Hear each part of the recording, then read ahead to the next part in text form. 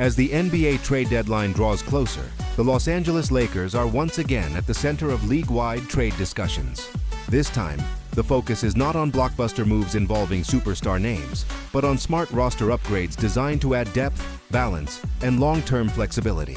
League sources indicate that the Lakers front office is actively exploring multiple scenarios that prioritize role players and future value rather than sacrificing core stars. The goal is simple: improve the roster around LeBron James and Anthony Davis without disrupting team chemistry. One of the most significant developments is the Lakers' growing willingness to discuss future draft picks as trade currency. Rather than moving key rotation players, the organization is signaling openness to attaching future first or second round picks to deals that bring in immediate contributors. From a front office perspective, this approach makes sense. The Lakers are in a win-now window, but they also want to avoid repeating past mistakes where short-term moves limited long-term flexibility.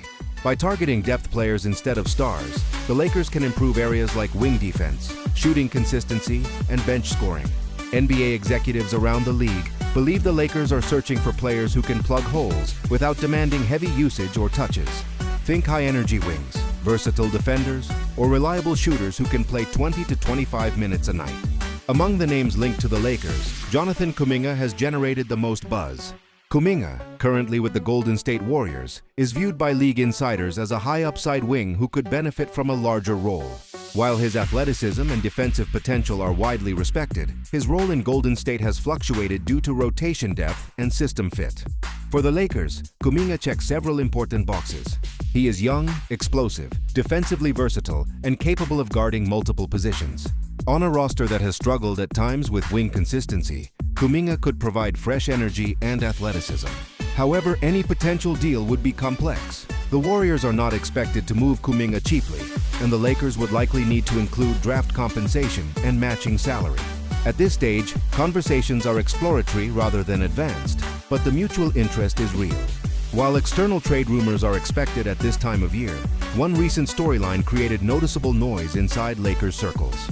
A podcast discussion suggesting that the Lakers should consider trading Austin Reaves quickly gained traction online. The speculation triggered strong reactions from fans and raised questions about internal alignment. Sources close to the organization downplayed the chatter, emphasizing that Reaves remains a valued part of the Lakers' long-term plans. His development, work ethic, and ability to perform in high-pressure moments have earned trust within the coaching staff and front office. That said, the situation highlights a familiar challenge for the Lakers. Every rotation player becomes part of the rumor mill when the team explores upgrades. While there is no concrete indication that Reaves is being actively shopped, his name surfacing reflects how aggressive trade season narratives can become.